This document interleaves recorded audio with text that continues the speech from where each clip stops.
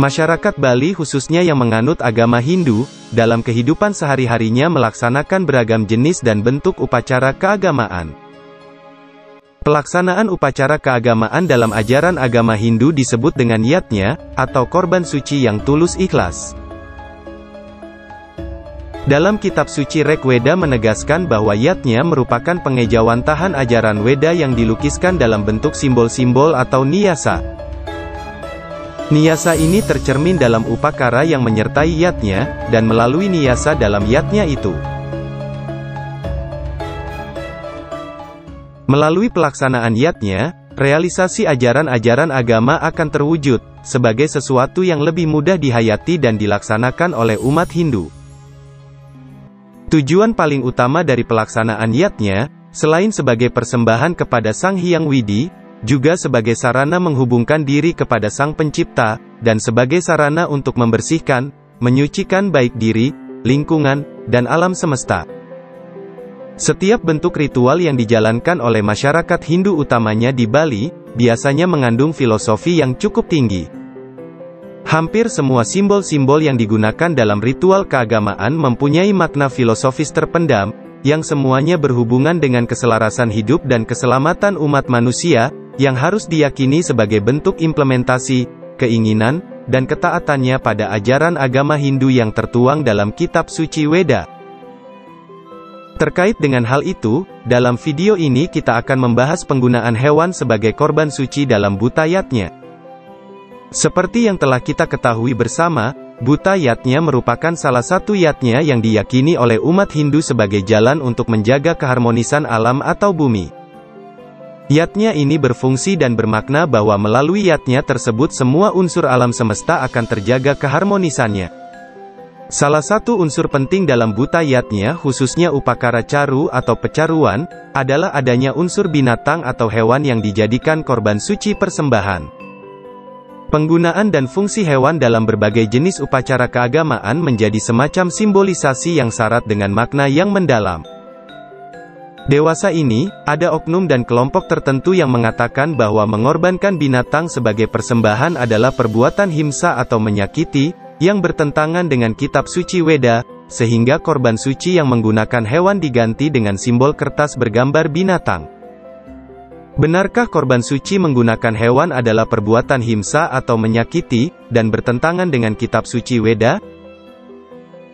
Umat Hindu di Bali seringkali menggunakan hewan sebagai bagian dari upakara.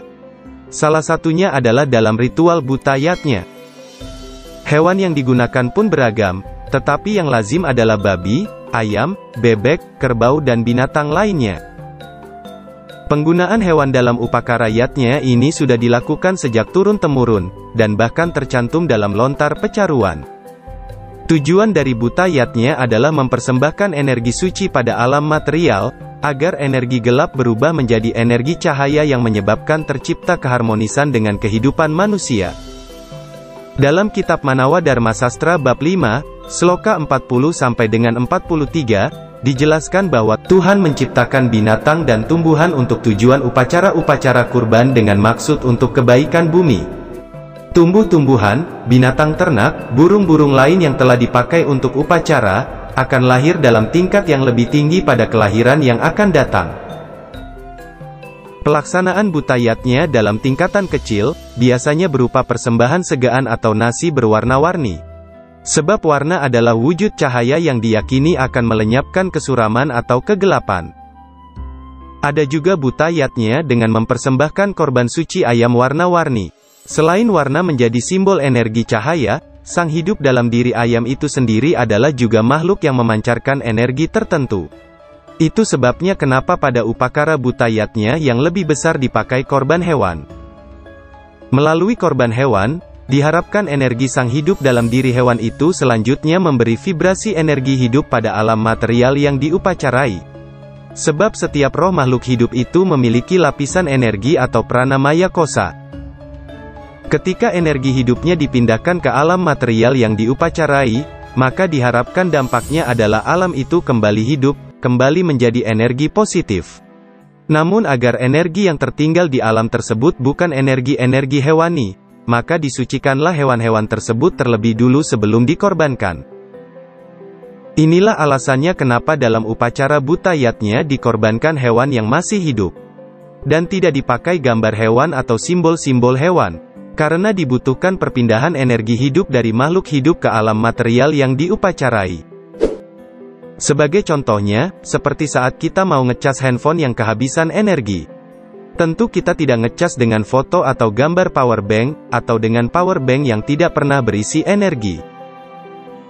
Inilah kehebatan leluhur orang Bali dan juga orang suci yang datang ke Bali, dalam mengimplementasikan ajaran Weda melalui pelaksanaan yatnya, yang penuh syarat akan makna tertentu, yang berguna untuk kehidupan manusia dalam menjaga keharmonisan dengan alam semesta.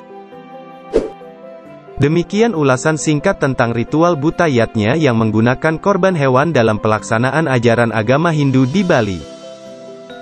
Semoga bermanfaat dan menambah wawasan kita semua.